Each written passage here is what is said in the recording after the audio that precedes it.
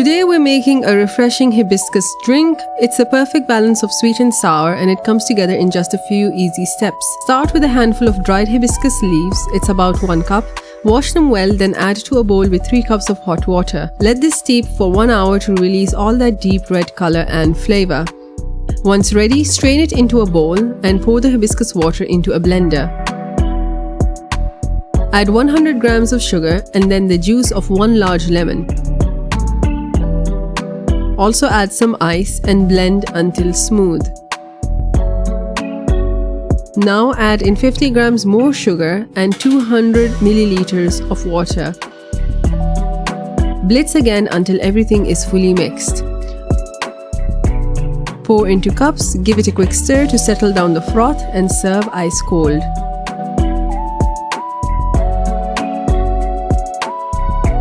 And there you have it. A vibrant, chilled hibiscus drink bursting with flavor, perfect for cooling down on a hot day.